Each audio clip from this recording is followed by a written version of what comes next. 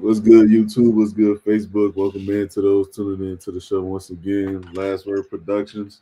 As you all know, I'm your host, Tavares Wilson, and I always get the last word. So let's jump right into it, man. It's going to be a short staff today, short. But without further ado, show goes on, man. I got my boy Will with me, man. We got Mike with me. What's up, bro? How you feeling? I'm good, bro. How you doing today, man? Straight, man. I can't complain. Can't complain. But for those who are not doing so already, before we get into anything, man, be sure to like, subscribe to the YouTube channel, hit the bell notification, be notified whenever we go live, as well as Facebook. I'm on Instagram, I'm on TikTok, I'm everywhere. Look up the handle Last Word Productions, you'll find me. But without further ado, man, let's get into some of these transactions that occurred over the last couple days and past week or so that we didn't get a chance to talk about last week because they transpired during the week. For sure. But let's talk about Bradley Beal and Chris Paul going to the Clippers, man. So the Clippers were busy this offseason. They went out, they got John Collins in a via trade. They went out and got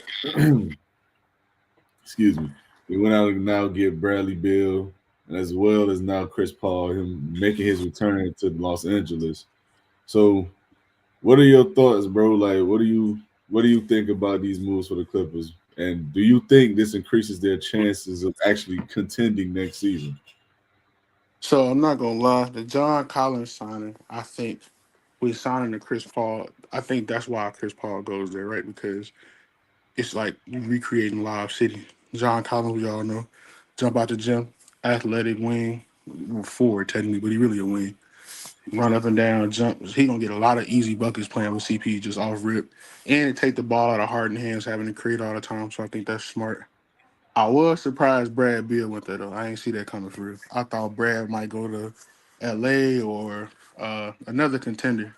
I didn't really look at the Clippers as a destination, but people love Steve Ballmer, bro. Like every time you hear players talk about him, it's always positive.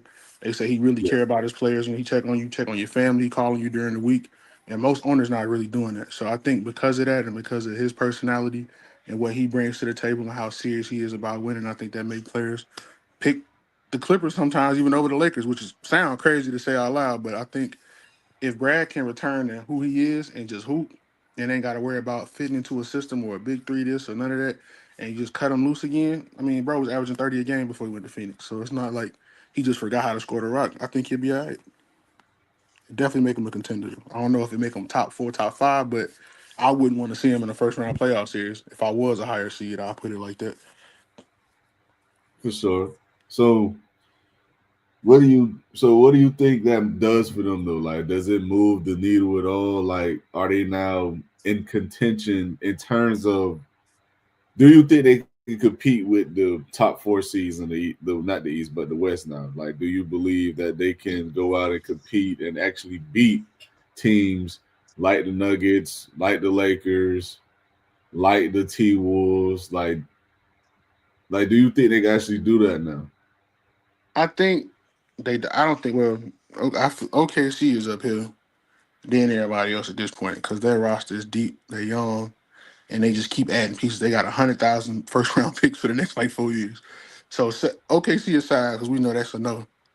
The Nuggets, I think it'll be. I think it could go 6 or 7. It would be close. The Lakers, I think with the current Lakers roster and the current Clippers roster, I would say they can compete with them. I say they might.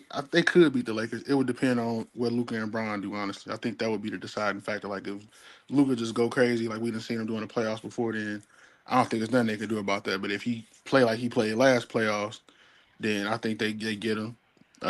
T Wolves, I don't know. And what I mean, they lost some players. Like, they lost Nikhil Alexander Walker. They lost a couple wings too. But Ant Man, even though he's young, it seems like every season he knocking off like our generation's like heroes and idols. Like he knocked off Braun, he knocked off Steph, knocked off KD.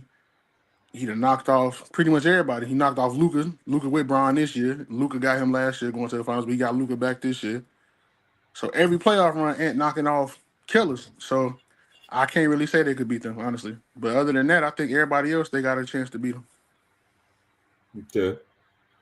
I mean, I think Bradley Bill, if he can't get back to what he was, and I'm not sure if he ever can. If he can't, I think this is just another move that screens one last hurrah, one last desperation move. Because at the end of the day, you have a team full of guys who are all pretty much doubtful or questionable every other week, like Kawhi Leonard, Brad, Chris Paul.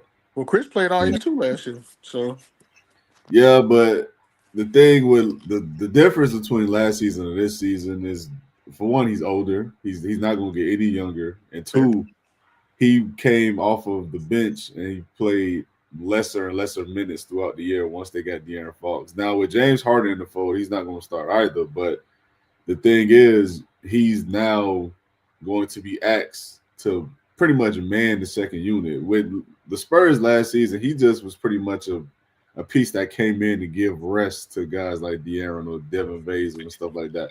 This season, he's going to actually need to play a little more minutes, in my opinion, because James Harden is getting older himself and he's not getting younger. So they're probably going to look for Chris Paul to play anywhere between maybe 15, 20 minutes a game. And I'm just not sure if he can withstand that throughout the duration of a season for all 80 plus games. So I'm not sure of that. I know for a fact Kawhi Leonard can't sustain his body for 80 plus games. Bradley Beal hasn't been able to do it.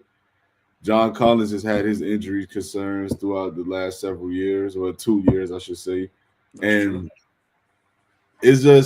it just seems to me like one last desperation heave. And I'm not sitting here saying the Clippers can't compete because they have talent on the team. It's a pretty solid team how it's orchestrated as it is now, but they have to still show that they can not only stay healthy, but their best players play well when they're needed to the most to play well. Kawhi Leonard, he's been a guy in the playoffs who we've seen raise his game continuously.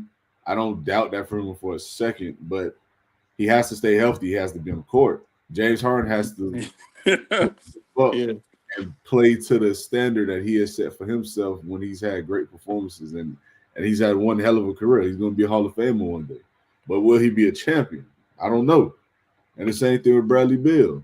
So I mean, well, he we got have he to got see these two. guys. He got two already. Luckily, he So, got the 2014 Spurs and 19 Raptors. So he got them two, but but we the have teams to he'd have see, had since then, he should have had more. yeah, for sure. We have to see these guys actually put it together before I can sit here and say they can compete and contend, because we just haven't seen. I mean, since Kawhi Leonard has been there, they made one Western Conference Finals appearance, and he was hurt during that. Yeah, PG did So that it's by himself. so we gotta see it. We gotta see it come unfold, man. I can't just keep continuously looking at them on paper and saying it looks good, but it hasn't been what you thought it could be. So I gotta see it unfold for them, man. I think they got a little better than they were last year. And last year, honestly speaking, if we be honest, they blew that series against Denver. They should have won in the series. They blew it. So I think they get a little bit better if they can get Kawhi to be healthy going into the playoffs like they did last year with the addition of them other guys. I think it'll be better. But you're right, we got to see it first. So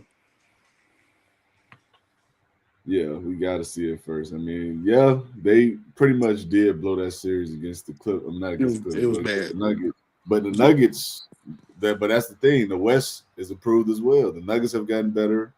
I think True. them getting rid of Michael Porter and replacing him with Cam Johnson. Beautiful Uh, move. Great move. They got more reliable 3-and-D kind of players. The Lakers got better with regardless of how you feel about DeAndre Ayton or not. He's Better significantly than what better we than had. they had. So Yeah. they've gotten better. Then you go get Marcus Smart, who I thought they desperately needed a really good perimeter defender. They go get one. Yes. Yes. So I think they gotten better. I think the Warriors are going to be good. They just need to be healthy. And the Rockets getting Kevin Durant, of course, they got better. So Yeah. this is a West that's getting tougher. And I yeah. understand they approve, but they still have to show that with this accumulation of talent with these guys who pretty much at this point of their careers are pretty much latching on to maybe last 2 years of high level play or moderate level play to their standard. So this is it. Like if it don't happen this year for the Clippers, I just don't see it happening. Do you think they play with any extra juice for CP though, since he said this is last year? Do you think that matter at all or no? I mean, it could, Come but playoff time anyway, because they're a playoff team. So come playoff time, maybe. I mean it could, but at the same time, it's like what is it really gonna do, man? Like we gotta sit there and expect them to play with more tenacity or whatever the case may be, because Chris Paul said he done after this year. Yeah, I just don't know. I can't bet on that. that's But fair. let's move off into some more NBA news and more moves, man. So I mentioned it earlier. Marcus Smart did sign with the Los Angeles Lakers. I know you're a Laker fan, my boy. So tell me how you feel about Marcus Smart signing with the Lakers. At first, I was kind of like, I didn't know, but then I thought about it. I'm like, you know what? Truthfully, like, even though people were like, you go to Washington, you go to your career to die off. Realistically speaking, bro, kind of fresh because they wasn't doing nothing. They was playing a lot of young guys, and even though they had a bunch of vets, they really wasn't playing their vets like that for real. So I think he gonna be fresh. I think he gonna be rejuvenated to be with the championship teams. Like, bro went from Boston to Memphis to Washington. Like, anybody, you don't want to go to Washington for any reason at all. So I think, like you said a few minutes ago, like that perimeter defense, we needed that. And now, Austin Reeves, Austin Reeves will give you effort on defense for sure. You got him as a lockdown defender, former defensive player of the year for sure. And it'll help. It'll help hide Luka ass a little bit too on that end. So I think if everybody buy in for real to the system and do what they need to do for JJ, I think JJ is better than people thought he would be. And I think with this year under his belt, now he can come in and implement more defensive, sets and whatnot. I think that'd be all right. I think it's a good signing for us. And when you get to them like playoff games or them crunch time games down the stretch where you need your vets to step up, I think him and Reeves on the court together, because he can't hit that corner three and he does play defense, I think would be better than us trying to depend on a Gabe Vincent to close a game or Jared Vanderbilt who can't shoot to save his life. Like, so I think it'll be better for us for sure.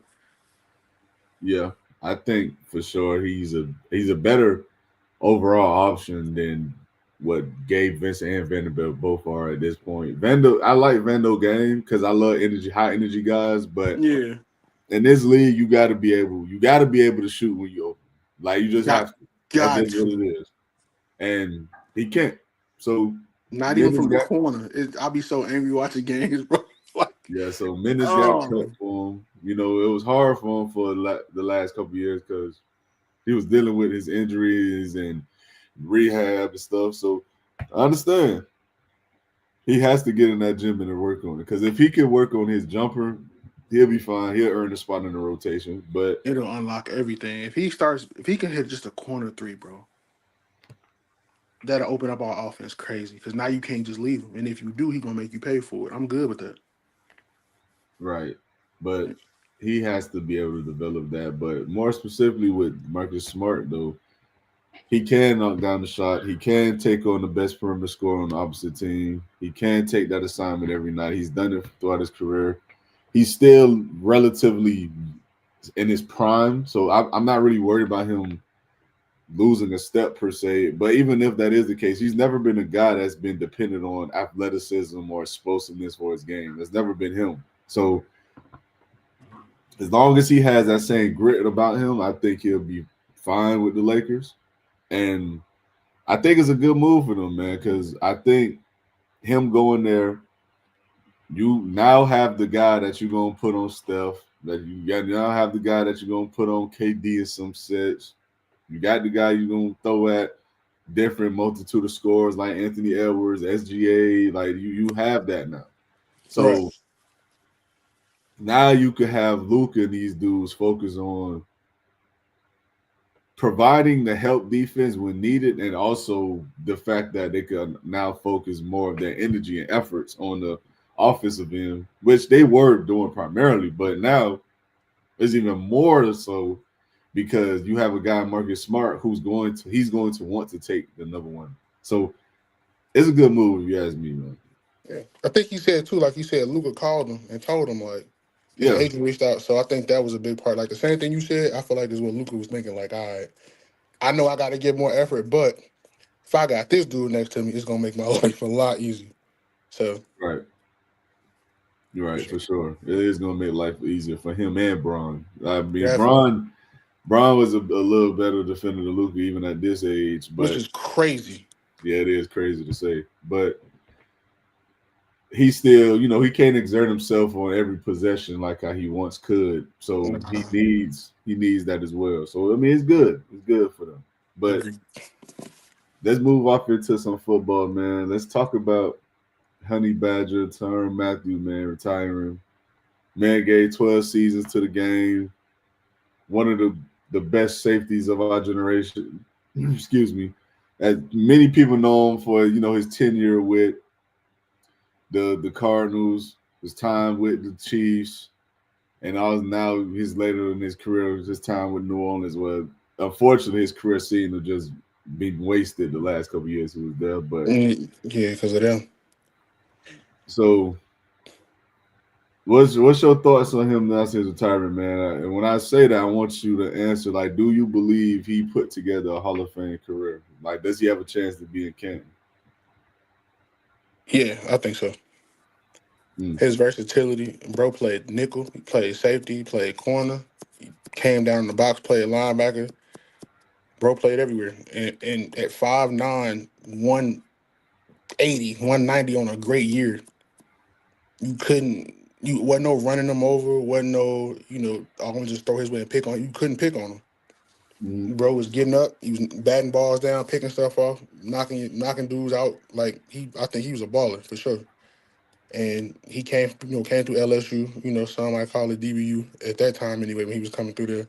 And you know what they say back LSU, you got to be a dog to wear that seven, and he had that seven, and he brought that mentality into the league. He had his issues, or whatever, and he kind of fell in the draft because of that. But I think absolutely put together a Hall of Fame career. I think that Super Bowl, he got one or two with the Chiefs. I don't remember, but I know he got one for sure. So I think with that, the All Pros, Pro Bowls, and then his overall stats. I had looked at a graphic the other day when he retired, and I just looked at all the stats. I'm like, yeah, honestly, this it. This dude's in with less. So if they got in, he damn sure should get in. Yeah, I mean, he did win one ring with the Chiefs. Okay. He did win one ring with the Chiefs. He's a three-time first team All Pro safety. Oh yeah. He's a guy who's been pretty much throughout his career viewed as one of the five best safeties in the league. I mean, that has not been the case the last couple years. Granted, he's 33 years old, so he was getting up there in age, but that hasn't been the case the last couple years for him. I think he has a chance to make it. I just don't know if he's a first ballot Hall of Famer. I don't think that. I think he's going to be a guy that's going to end up making it like later on as time goes, and they'd be like, you know what?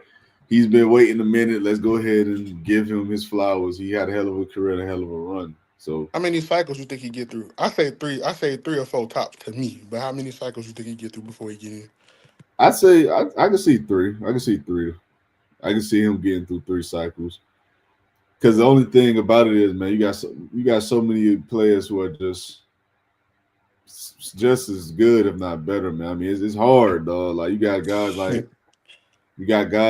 like Earl, you got guys like Cam Chancellor. Like it's a lot of guys who like I forgot about they them boys. like it's a lot of guys who get in who had monumental impacts and on like dynasties and the Hmm. the effect that Tyrann Mathieu had on the Chiefs was a great effect. Don't get me wrong, but it didn't build the Legion of Boom or the no fly zone or stuff like that. Like they didn't Fair. have that defense that was like feared throughout the league and that was talked about for years. Like True. that's the thing that's not giving him that edge over certain players in certain instances. But I do believe he does get in when it's all said and done. I don't think he's going to not get in. I think he will. He was a hell of a player. He had over 30 career interceptions. I believe he had over. If I'm not mistaken, man, let me look at the numbers real quick. I believe he had Yeah, over 30 sacks too. Like not 30 yeah, bro. sacks. I think he had over like 10 sacks or something like that. Yeah, But this was a baller, man. I mean, I gotta give him credit when it's due, man. So I think he does get in eventually. I just don't know. I just don't know when that will be. But if I had to guess, he does get in for sure. yeah. I think 3 or 4 is a good sweet spot for him for sure. Especially, I forgot all about Cam Earl. I don't even know if they should be Hall of Fame eligible at this point, right? They both been gone I for. think Cam got inducted. Did he get inducted already? Yeah, Cam Chancellor If got he didn't, he inducted. should be. Earl, I know Earl was playing, but he got hurt. He went to Baltimore. I don't even know if he actually played for them because he got injuries, and then that whole debacle bro had on the net with his lady. That was so. I don't even know if he ever actually played for them boys, but I know he signed to finish his career off. So yeah, they definitely should get in for sure. Safety spot deep when you think about it. So Yeah, it is for sure. But thing about it is, man, it's just so many great players, man, and that's why I said it's gonna be tough for Tyron. Like, I think it's like I said, I think it's gonna happen for him eventually, but I just don't know if he's gonna be able to get through them first 1 or 2 cycles. I just don't think that's happening. But yeah, with that being said, though, man, I wanted to speak about what you thought about the news of Scary Terry, Terry McLaurin giving permission to seek a trade. So first off, tell me what you thought about that. And if he were to seek a trade, who do you think will be the best, not just the best scenario or destination for him, but who is like the most likely? Like you could actually see it happening. all right. So I get my bias out the way. Obviously, I'm an Ohio State guy, so I love Terry for sure. But he came to the league as a third round pick. Nobody expected him to pretty much do anything. And he turned himself into a Pro Bowl receiver. I don't know if he's made an All Pro yet. Maybe second team if he did. I'm not sure. But consistently a Pro Bowl receiver, 1,000 yards a year. Man, walked in as a rookie, became team captain. So his leadership, his play on the field, he lead by example and he lead with his play, verbally and non-verbally, on the field and off the field. Never gets in any trouble. You ain't never heard his name in no BS. And it's his turn to get paid, and this is the time to pay him. Like you got a rookie contract with Jaden Daniels. This is why teams take rookie quarterbacks so high. You get that 4 year window. They're way ahead of schedule for where they should have been, which is why they went out and made moves like getting a Debo Samuel, made moves like getting a Laramie Tunsil. To compete now, this is your time now. You got the next 2 years before you got to pay Jaden to try to win that, get at least one. And he's been there. He's been consistent. He's done everything y'all have ever asked him to do. Times where he could have left, he shouldn't have resigned because y'all was trash. He stayed. He was the best player you had, and he stayed. And so now it's his turn to get what's due to him.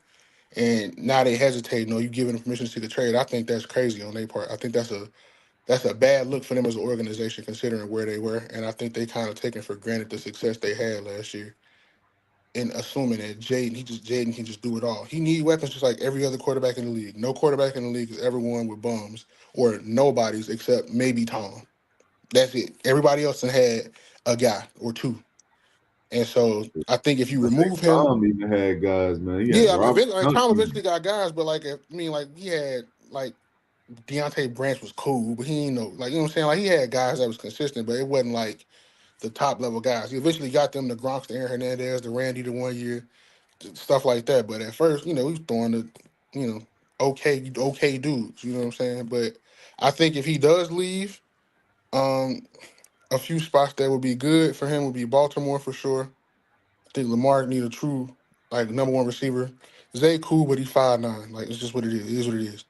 So the likelihood of him being durable is not as high as a Terry who's 6'6" 6'1" and is built a little bit more strongly. Another team, the Chargers. I would consider if I'm Jim Harbaugh, I'm calling because Mike Williams, even though he signed this summer, just retired. You got Lad McConkey on one side. You get Justin Terry. It might help him out because he need help. Um, Another team, I would say maybe uh, man NFC. Honestly, if I'm Atlanta, I just kind of give a call and see what's up because you got Drake London on one side, you got Kyle Pitts, you throw Terry with them. That's a dynamic trio, and you give Michael Penix a chance to, as a rookie, also live in the basket in that window and push yourself forward to push the Bucks to see if you could take that division from 'em and push it. The most likely, I think he get re-signed. I think they pay him because they should. If they dumb enough not to, I would say they probably try to go AFC first because you don't want to have to see that, man. Being honest. So I think they go maybe if Baltimore give them a call or the Chargers. I think it's one of those two teams probably because they got the cap space to pay, I believe, and then they also both them quarterbacks need a true number one receiver. Yeah, I mean, I love what you said about what he has been for that organization, man, and the fact that he stayed.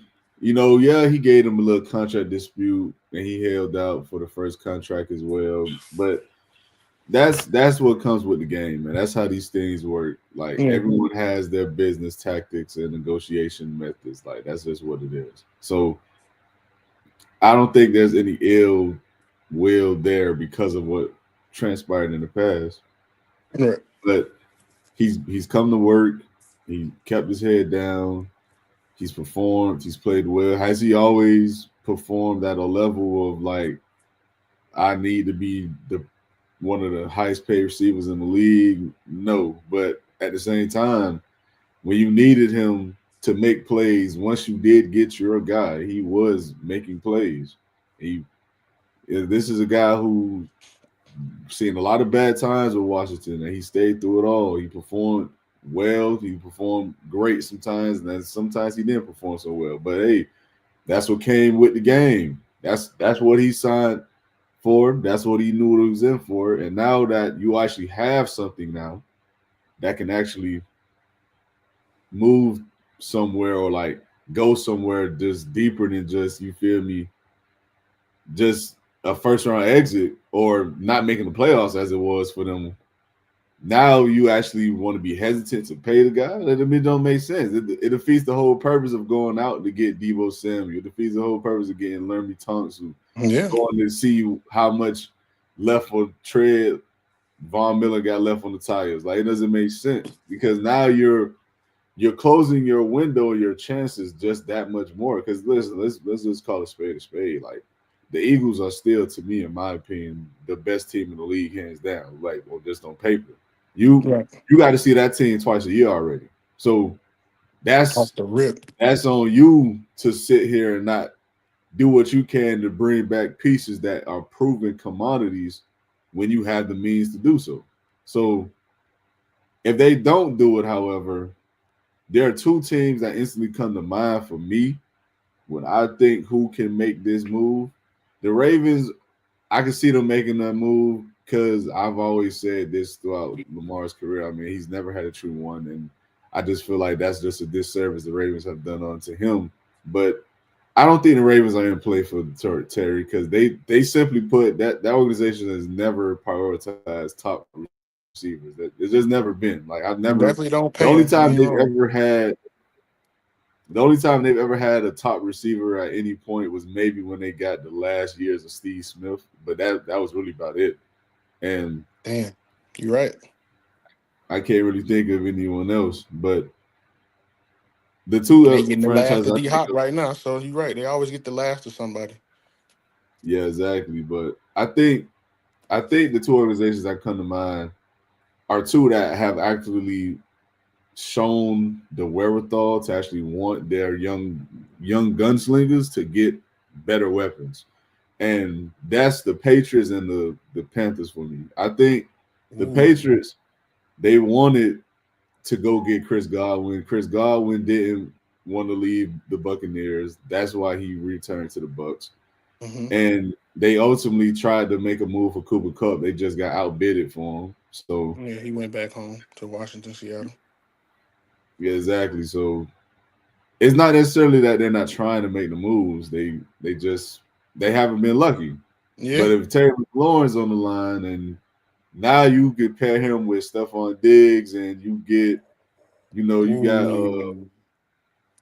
They still got their tight end. Well, boy, who they got from the Chargers? I forgot his name. Hurst, Hayden Hurst, was it? Is that him? No, it's not Hayden Hurst. It's Hunter another. Henry.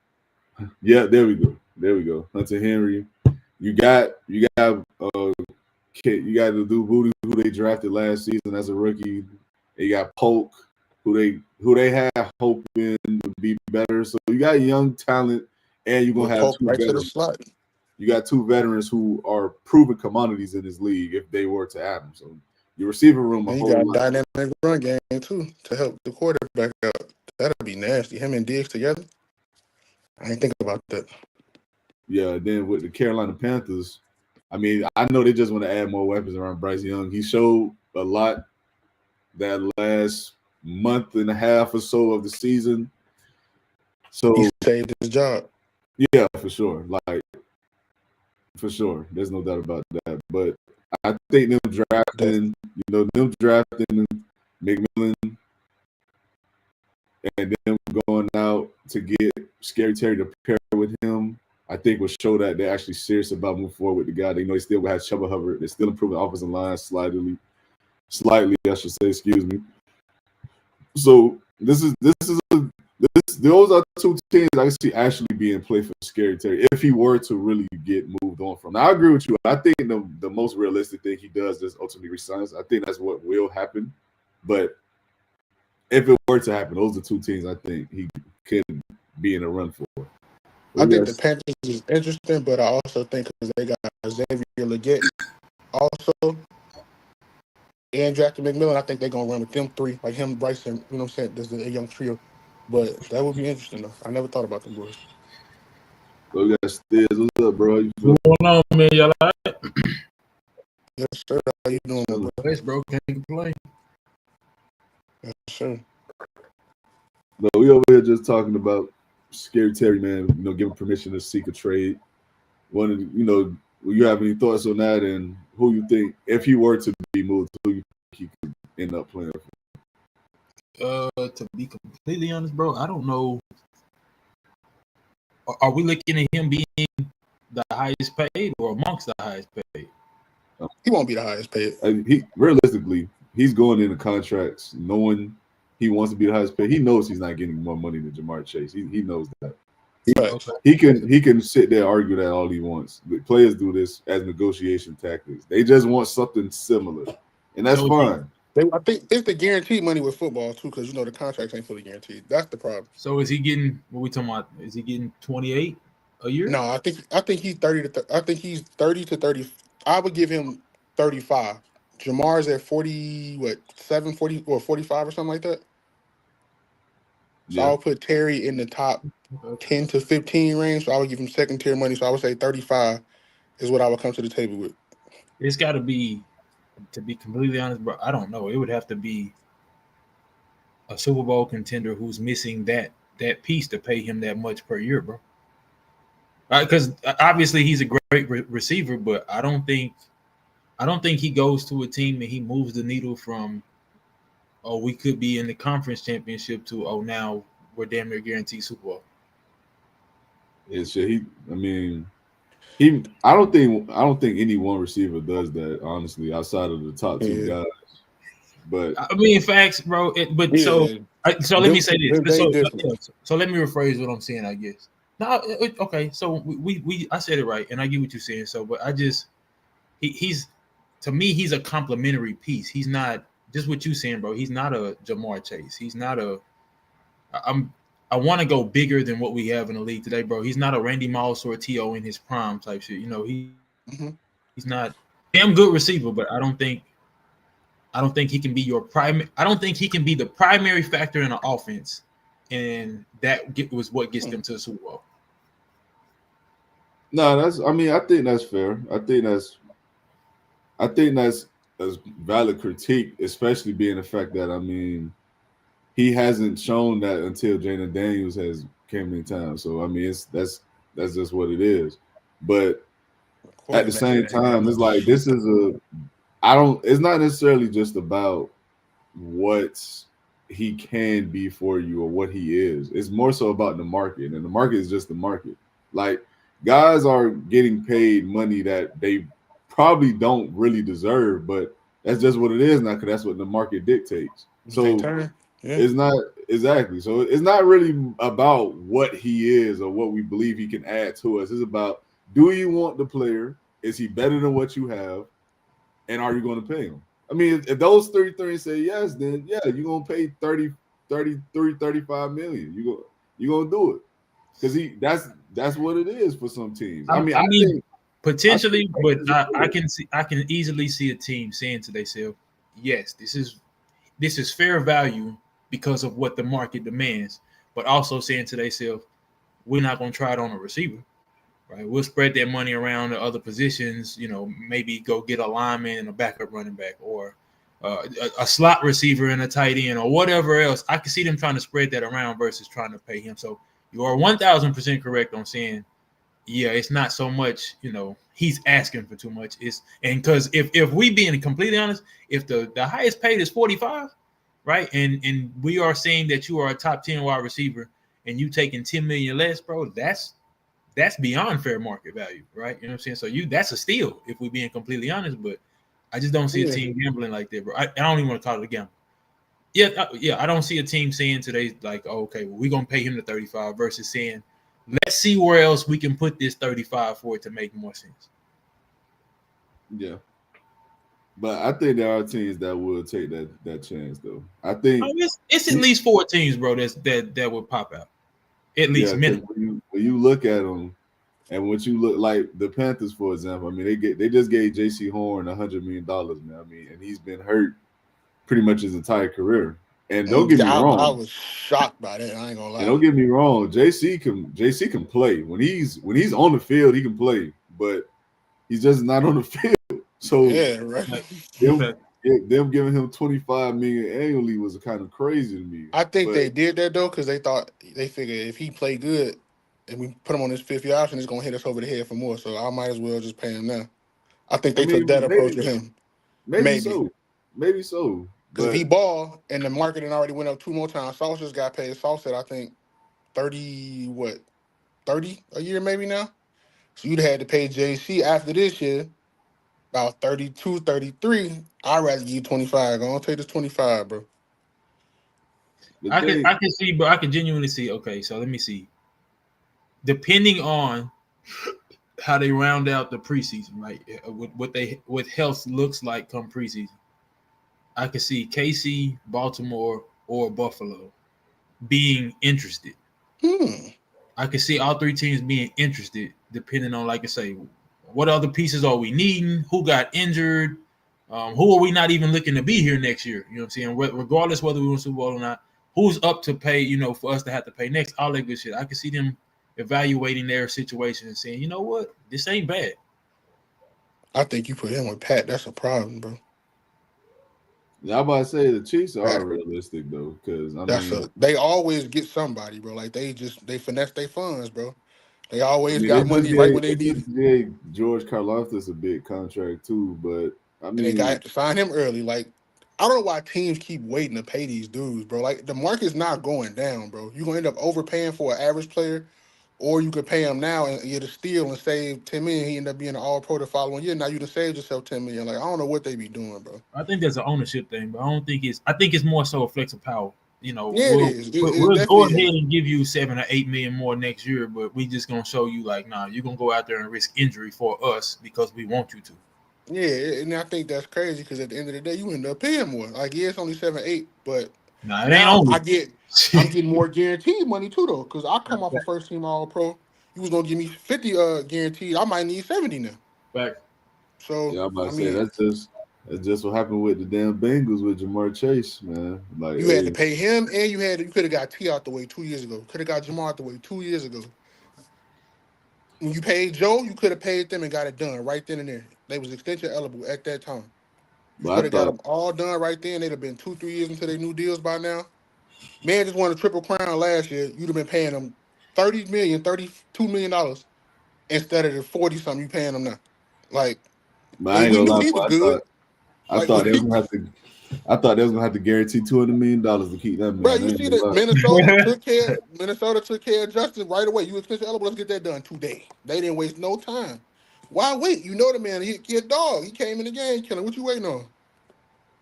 Trey, teams don't want to break the bank. Yeah, I mean that's what it comes down to. Billionaires, penny pensions, and stuff trying to pay millionaires. Let's just get this one thing clear, man. Stigs kind of alluded to this, man.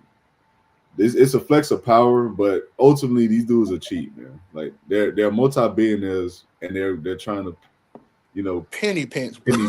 Like they're pocket watching themselves. That's what it is. I ain't never. That's wild. Man. Okay, so there's a lot of uproar too, right? And this is why I say I think it's a flex of power because of the whole there's a lockout looming situation.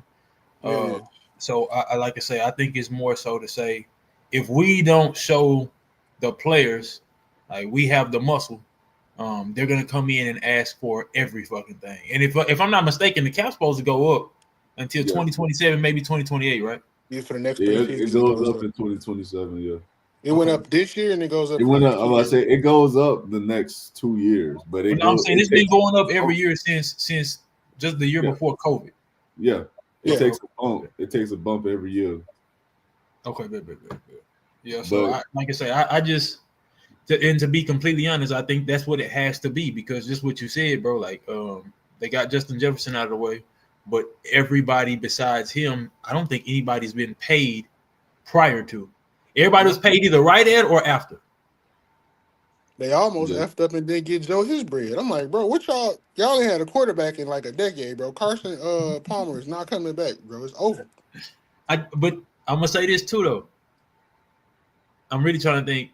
So most of the people that became highest paid or around the highest paid, I don't care if it was for an hour or a couple months or a full season. Most, if not, I can't think of anybody that did not produce. Maybe they didn't produce highest paid, but they definitely produced. Yeah. I think the only person that didn't, and it's not because he wasn't playing good, it's because he got hurt, was Dak. I think Dak broke his ankle that following year. Or did something. He hurt himself. At the time, he had just came off, second MVP vote when he was getting his extension. So, all pro season. But respectfully, and I'm not saying it's all because of him, but if we're just what you were saying a while ago, like you wait for these guys to accumulate these yardage or these accolades, so on and so forth. Dak was 3 consecutive seasons, 12 plus wins, 4,500 yards, 30 plus touchdowns. Number one offense, if I'm not mistaken, 3 years straight, 2 for sure. You know what I'm saying? So, like I say, he top 5 offense, top 10 defense. No facts, but I was just talking about his performance as far as his contract goes. But for sure. Yeah, and they doing it again with Micah, and then you making stupid comments talking about how he missed the last 6 games. Like, all right, bro. Now we know do all that talking every time you got to pay somebody, and he pay him anyway, and they hit him over the head. Bro, we know. What's name just got 40? Micah is 5-6 years younger than TJ. I think Michael's gonna get something close to 50 when he signed, bro. Yes. If he don't, it's gonna be because he got a big signing bonus and a lot of his money was guaranteed. But then Trey Hendrickson watching that too. You got facts. Yeah, Trey Hendrickson. Oh my God. I've never seen the dude just put his lunch pail and damn gloves and boots on and just don't wear gloves, bro. He tape his fingers. The man go to work every week, practice, don't say nothing, he chill, he just go to work and performs. And for whatever God-given reason, man, he just not getting the bread he deserves. The Bengals are notoriously cheap. The Micah situation is different because Micah has expressed and said what he feels. Trey Henderson is just like, I want to be here. Yeah, I just want to be compensated properly. And he's just they just like, no, forget you. And I think he got more leverage now because you drafted Shamar Stewart and then you didn't even pay him because now you're trying to put funny ass language in his contract. So the dude you drafted is your leverage to say, well, we got this young dude if you don't want to come back. He's finna go back to college. He ain't rocking with y'all neither.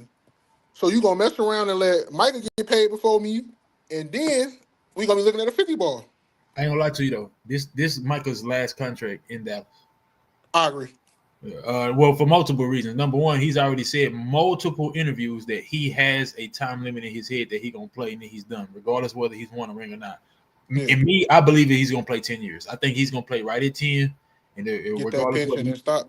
Yeah, bro, I think he's done. But also too, if you got to go through this shit, you know what I'm saying? If you got to go through this, bro, like why would I re-sign if available? Only way he stayed, and I'm not trying to be funny, is if Jerry passed away. I'm not even being funny. Well, but here's another thing too, though. Like, so even if Jerry passed away, Mike has already expressed he didn't like the way that they've been playing him in the defense. He don't want to play hand in the dirt 60 snaps a game, right? I don't care what nobody say. Micah is 230 pounds soaking wet, bro. They keep trying to put 240, 245 on him. Not, bro. You down there with them dogs, fam. 300 plus every single game, 60 snaps. That takes a toll on you. So if he's healthy enough to see a contract after this, I don't see him playing in Dallas. But they don't play a 3-4, so where do you think he's gonna be at? Bro, anywhere he can run. He could play outside linebacker. He could play weak side. Yeah, but do you trust him in coverage? I don't trust him in coverage. Yes, yeah. Wait, tomorrow. Wait, I think he'll pass. Hold on. He was hello, Tom. Hey, don't forget. In college at Penn, he was really like that for real. Like I look at him more like the TJ Watt type linebacker. Yes, you drop in coverage occasionally, but you're more of a pass rushing outside linebacker, if that makes sense. That's how I look at him. I could be wrong. If I'm wrong, I'll say I'm wrong. I'm not gonna say tell you he's a high level coverage linebacker. He's not. Yeah, like he's not a Fred Warner. Can he do it? Yeah, I think he could do it. Okay. I can't say that he is because he hasn't had enough reps at like doing it. Tight ends and slot receivers, he's covered before, bro. Man, no, I ain't talking about zone or what. He's covered before. Man, straight up, man. All right. I respect. I would love to see them do it more often, or at least what is it? Not stunt, show blitz, right, and then fade back, kind of like they did when we had flat, yeah, bro, kind of like they did when we had Sean Lee and what was the white boy name before him, bro? Kept getting injured. Van Der Esch. No, my bad. Van Der Esch and Sean Lee. Sean Lee was the one who kept getting injured. You're right. So kind of like they did. Both did. Van Der Esch had to stop because of that neck. That's the crazy part, right? One after the other. Sean Lee the same way too, though. Yeah, but right now, bro, it's easier to game plan for Micah if you have a running system, right? So I'm gonna run right at you. Fact, bro. That's what happens when you're the size of a damn receiver, bro. And every time you play the Niners in the playoffs, you went right at that dude. I ain't gonna lie to you. Bro, Philly, run right at him, bro. You got to go against Trent, Mailata. I'm cool with that. I'll leave you over there. We're gonna run right at you. We're gonna bring this fullback too, and we're gonna pull we're gonna pull George Kittle around the back. We're gonna pull what's tight end there? Dalton, whatever from Philly. Gonna pull him around the back end too. You're gonna get smacked twice every play. And by the third quarter, you exhausted. And to do you one better, bro, I don't care how great of a pass rusher you are. And he is a great pass. He's not Myles Garrett or anybody last name Watt, Bosa, you know what I'm saying? But he is a great pass rusher. But here's the thing, bro. When you say you got to get the running back, you got to get a 300-pound man off you and get the running back, he not built like that, though. Yeah, he not. Yeah, when he said that, he not built like that, that's not his thing. Yeah. Yes, I mean, I think that's all fair critique. I ain't gonna lie, I do think that boy better than Bosa, but that's another day. That's another conversation for another day. But I'm leaving it alone. As a defensive player or a pass rusher? I think he's a better player. Oh, for shit show. I won't argue that at all. I just know all I know is Nick got a defensive player of the year, bro. I'm gonna leave it at that. Leave it alone, bro.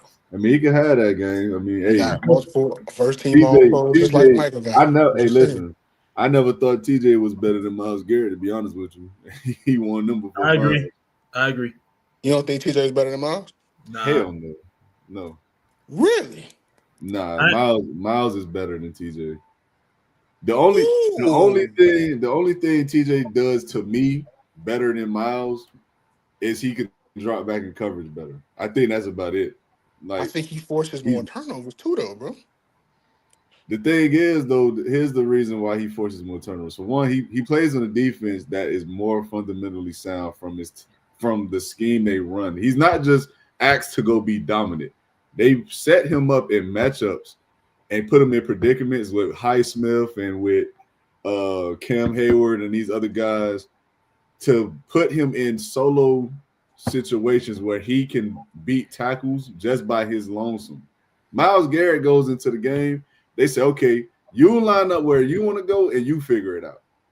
And that's just what Cleveland has been doing since he's been drafted there, gang. Like he lines up in the interior when he sees a mismatch. He lines up on the opposite side on the right tackle. He'll go to the left.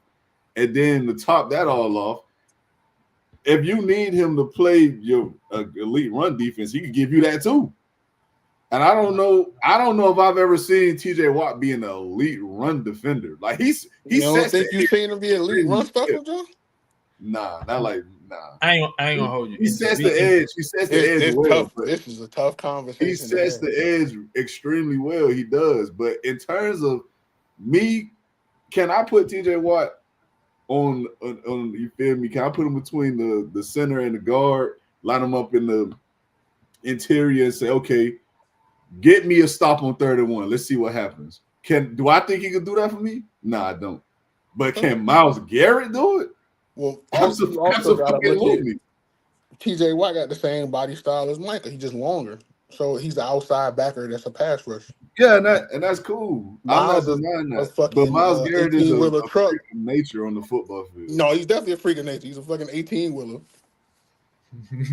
Motherfucker huge. Nigga got muscles coming out his eardrums. That's a big motherfucker, bro. Like that's a big dude, bro. That is rare for sure. That is rare. That size and speed is not normal.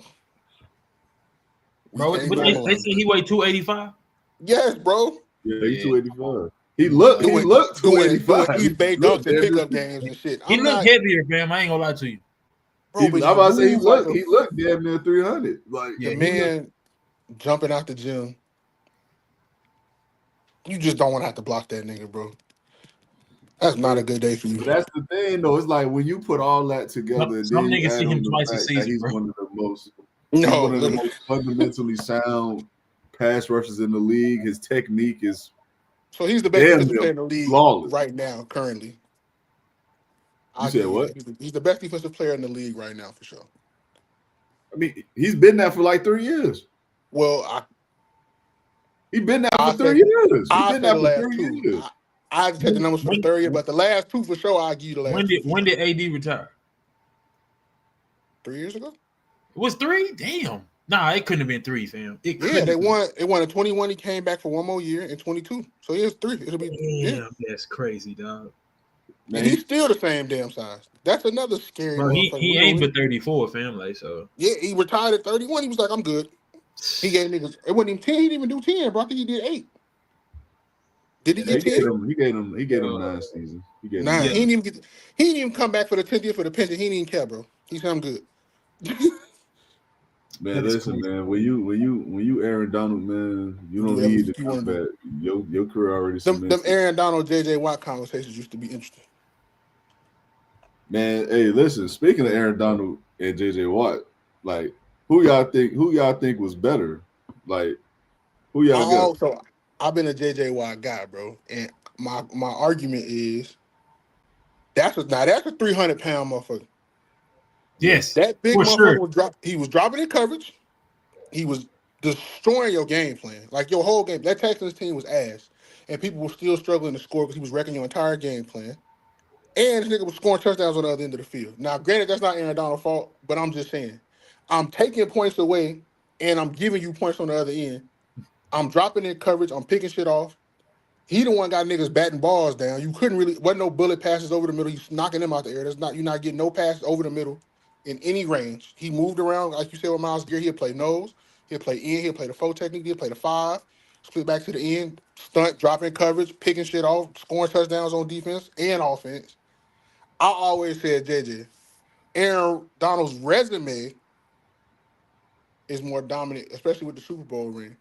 But just watching them both play, I would say JJ. That's just me. Okay, in fairness, bro, what was the question? Who you taking? Who's better, TJ or Aaron Donald? Yeah, okay, so that's why I was asking I'm taking JJ or Aaron. I'm taking JJ, right? But in fairness, Aaron Donald was better, right? JJ could do more, but I'm sorry, dog. You amongst the top 3-5 players in sacks playing defensive tackle, you're commanding triple teams, bro, for a quarter of the snaps that you on the fucking field. Beating triple teams. Defensive player of the year twice, 3 times. I mean, 3 times. 3 times, 3 or 4. But he got 3 of them bitches. So he was a first team All-Pro every single season too. Bro, come on, dog. Like, and he got snubbed, I believe, rookie season, if I'm not mistaken. I have to. He got snubbed only because he was a rookie. That's the only reason he ain't make it. Okay, That's literally the only reason. So 7 straight first team All Pros. Yeah, but the most in NFL history for any interior player. And the only reason why I wouldn't throw the ring in there, because I mean, kudos, he won, you know what I'm saying? But I wouldn't throw the ring in there. That team was loaded though. I'm talking about the position, fam. Like, it just. Yeah, I'm about to say he's a defensive tackle, but that's what makes him in my personal opinion, I think he's the best interior lineman to ever play the game. So no question. It's not close, though. Absolutely. It's not close. Absolutely. Because when you look at it, and the answer to the question, I got Aaron Donald, but I do think it's really close, and it's close because of the versatility that JJ Watt possessed. Like I said, for Miles and versus TJ. But the difference between the Miles and TJ argument versus this one is the fact that I seen Aaron Donald get on that outside at that DN, and he get busy out there. Like, it wasn't just no.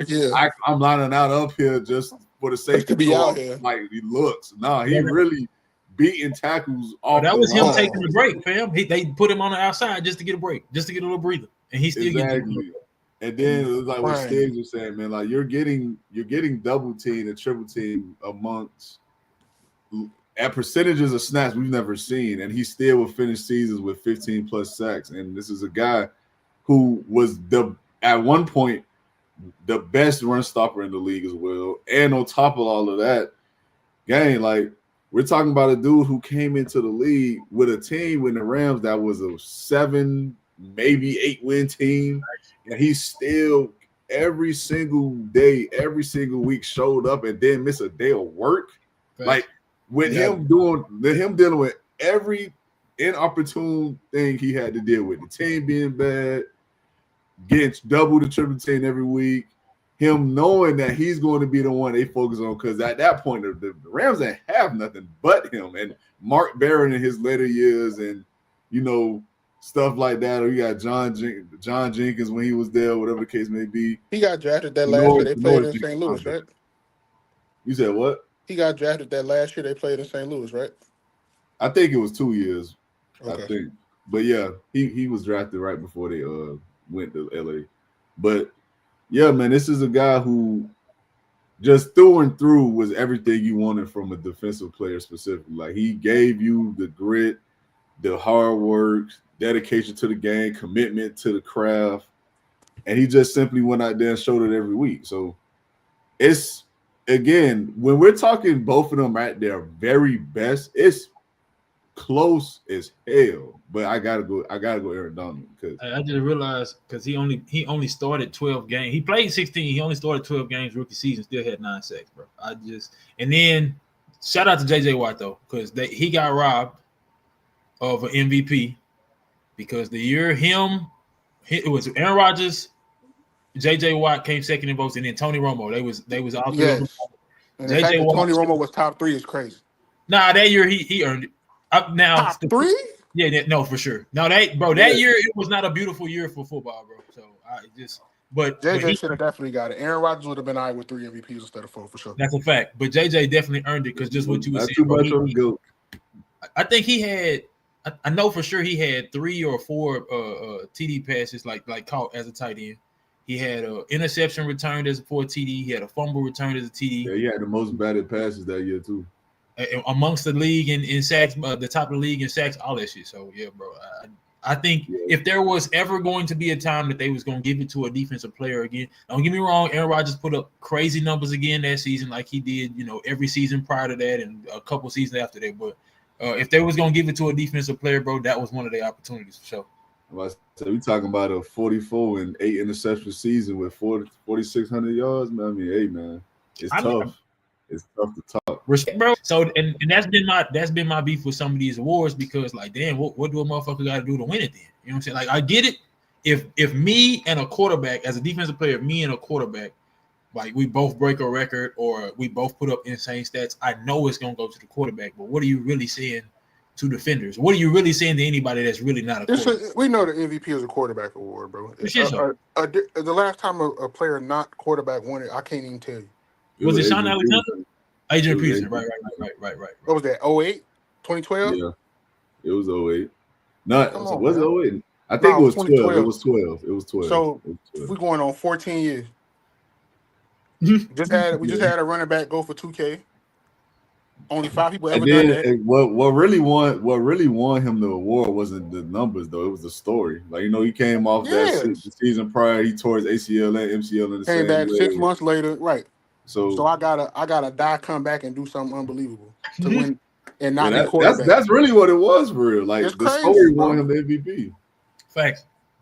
Yeah. But man, other than that though, man, let's get off into the last topic, man. I want to get y'all thoughts on this, man. So I got a past versus present right now. You feel me? And we're gonna do NBA champions, man, decade apart. So I got the 2019 Raptors versus the 2009 Lakers. What y'all thinking, man? Who y'all think? If not, but like theoretically speaking, these teams were to meet in the finals. Best of 7. What era refs we got? What era we playing in? We playing in today's league. Like this, what the league is today. NBA. Yeah, what it currently is. I ain't picking Kawhi to beat Kobe, Joe. I ain't gonna do it. I ain't gonna lie to you. I'm not doing it. Bro, I'm going with the Lakers. I think it's tough for them to overcome 2 7-footers because in today's league, everybody's looking to shoot 3 ball, and that wasn't. I mean, the Raptors could shoot it, but they weren't strong enough to overcome their ability not to be able to play in the paint. They ain't had no answer for Pau Gasol whatsoever. So at all. And even though Biden was young, he was still a walking double. So yeah, that ain't even hard for me. They ain't got that. That might go 5. Ain't getting nothing in the lane, and at that point, he wasn't a bad shooter at all. But he wasn't the guy that the mid-range. Shit, he struggled in the finals this year with the mid-range. So yeah, I'm sorry, yeah. And Kobe gonna guard Kawhi. I don't think Kobe letting Kawhi get to his spots like that consistently at that mid-range area. So, in fairness, Ron Artest. Kawhi get to guard Kobe as well. And then Ron Artest he's gonna be tired. It's gonna be a tough night for both, boy. Yeah, but Kawhi's gonna be worn down because he got. I'm gonna throw Kobe at you. I'm gonna throw Ron Artest at you. I'm gonna throw Trevor Reeves at you. You can do the same with Kobe with Danny Green. Danny Green.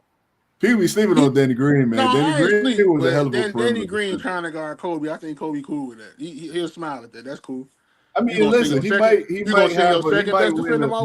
the better of the matchup for sure, but he gonna take it as gang. This is a team in the Raptors that had a historical run in the player, and on top of that, I think Pascal Siakam and Kawhi, I think they combined for like the 4th most points ever of a duo, like in the finals. Maybe you had to look that up. I don't know for sure. Wait, who was it? You said Siakam and Kawhi.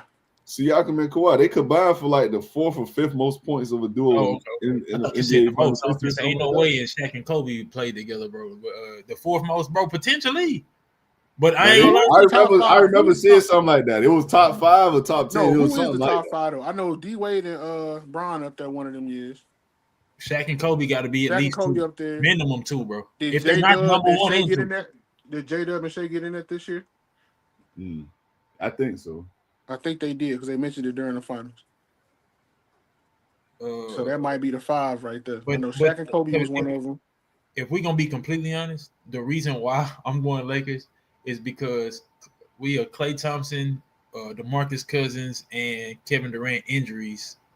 We're not even talking about them being finals champions. Hell, we are a triple, quadruple rim bounce for them niggas not even getting to the finals to begin with. Well, I ain't gonna go there for it. That's a fact too. You know what I'm saying? But he made the shot, so he made the shot. But I'm just saying, like, if the ball don't never, you couldn't replicate that if you tried 1,000 shots in the gym by yourself. Hey man. So how many Lakers in 5, man. Like Uncle said, Lakers in 5. Okay. I get Raptors 2 games. It's still a long game. I give him 2 games. You're a nice guy. Hey, so real quick. So the top 5 scoring duos in the finals, and I don't have. Oh yeah, never mind. I do get points. Okay, so 5 is Jerry West and Elgin Baylor, 1962 finals, 55 a game. Curry and Durant at 4, 2018 finals, 55.2 a game. Mm-hmm. Jordan and Pippen at 3, 1993 finals, 56.6 per game. Shaq and Kobe at number 2, 02 finals, 57.2. And then LeBron and Kyrie at number 1, 2016 finals. LeBron and Kyrie. Yeah. I knew there was somewhere in there. I didn't. If you said it, I didn't hear, but I didn't even think about them when the question. I forgot. I said D Wade, but it was Kai because they both went for that was them 41 apiece that game 5. Bron came back with 46. Kai 41 again. Kai had 32, and then I think Kai had like 20 something in game 7. Bron had 28 or 30 or something like that. So okay, so the closest by the duo was 29.7 apiece. That's LeBron and Kyrie. The furthest is 41 and 15. That's Pippen and Jordan. Yeah.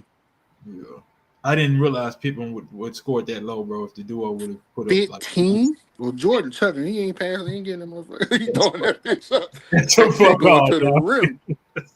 Hey, Scotty can get this rebound if I miss it, but I'm shooting that shit. Nah, real talk. Real talk. Yeah. Nah, I ain't gonna lie though, man. I ain't gonna lie to y'all, man. I really got the Raptors for real. I'm not gonna lie to y'all. Give me the breakdown. I'm like, listen, man. I think for one, I do think the inside post area that Stiz referred to is going to be problematic for them. But I think Marc Gasol at that point was just a defensive anchor. I think he's going to be used as a body to set screens. Who? Marc Gasol. Okay, that's fair.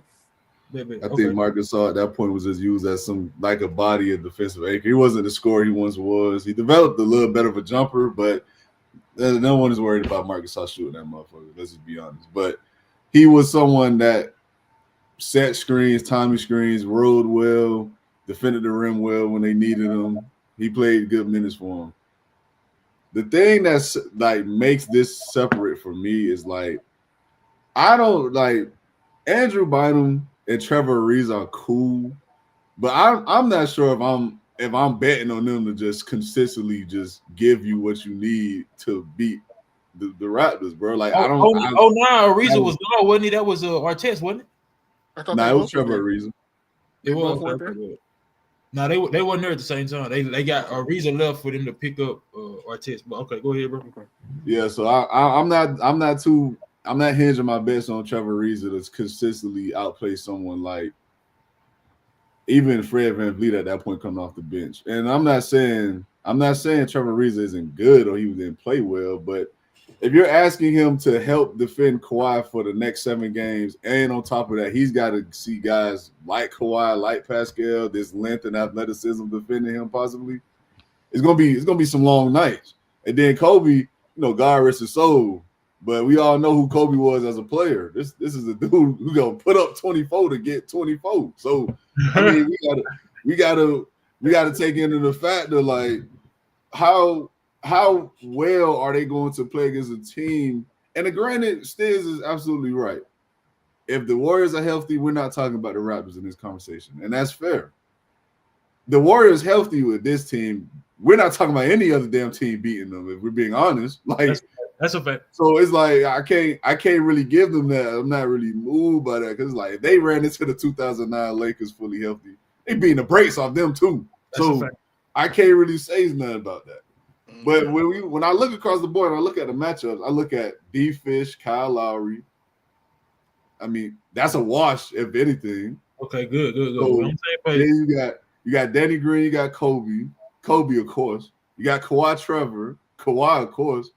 You got Pascal Paul got that, but then you got Marc and Andrew Bynum. I'm like, I'm not taking Andrew Bynum over Marc Gasol at that point. I'm not doing it. And then you go to the benches. Lamar Odom for Fred VanVleet. Who you got? Hello. I mean, Lamar. What are we doing? Hello. I mean, listen, Lamar is better, but I'm saying if we're talking about this day and age and these rules, 3-point shooting matters. Fred VanVleet. Not as well as VanVleet. Not the 29. He would be a 6'10" point guard in today's NBA. So who is Fred shooting over, bro, on the court? What you mean? Pick and roll, get the open looks, take the shot. If we're talking about if they run pick and roll, Marc Gasol comes off the court and they run pick and roll Serge Ibaka, maybe, but they not running pick and roll and running niggas with Marc Gasol on the court, dog. Nah, they not. I mean, look, I forgot about Ibaka. Serge is a better option for that for sure, but he's even more of a reason why I was going to add into what I was about to say. Like then you got even if even if Pascal does have trouble with the size and the interior, you could throw Serge and Mark and just bang bodies for bodies if that's what you want to do. But I think at in the end of the 09, day, I think it comes down to who you think is going to be better between Kawhi and Kobe. And listen, I love Kobe, man. I think Kobe's one of the best players to ever touch a basketball. But that 2019 Kawhi Leonard, yeah, I don't know, man. It's tough, bro, because it's like, oh, no.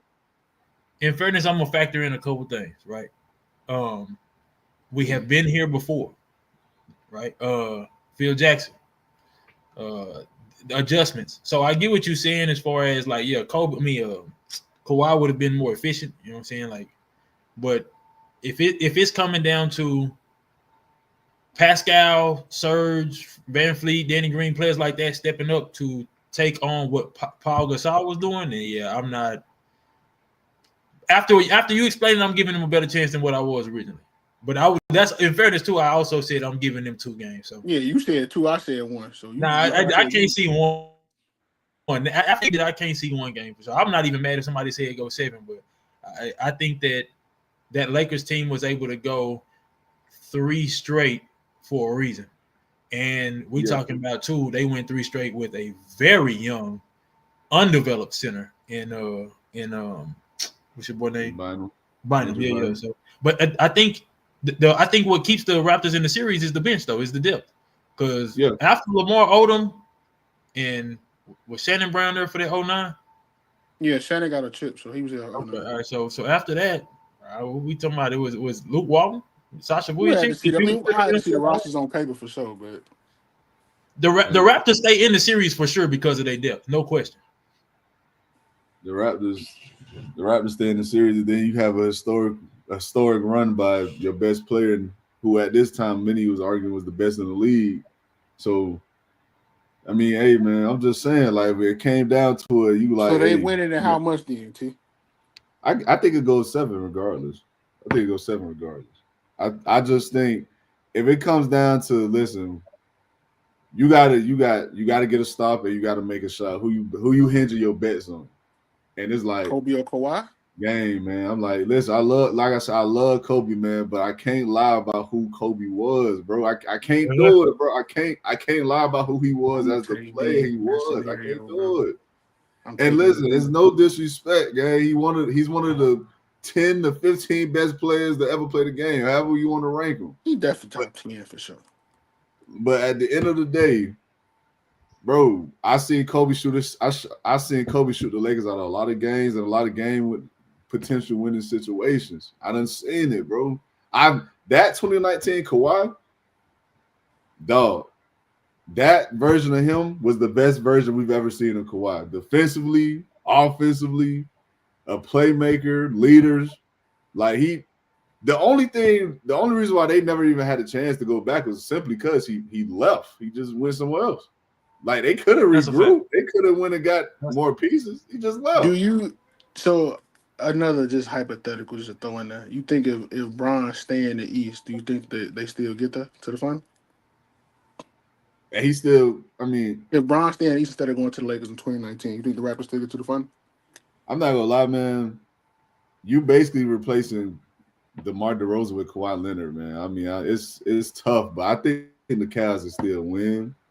But that's tough, bro. That's tough because the Raptors they were a better team. Like once they got Kawhi, that awakened their entire roster. Damn near. Like Fred VanVleet got better, Kyle Lowry got better because he was now a true 2. He didn't have to be Superman or Batman some games.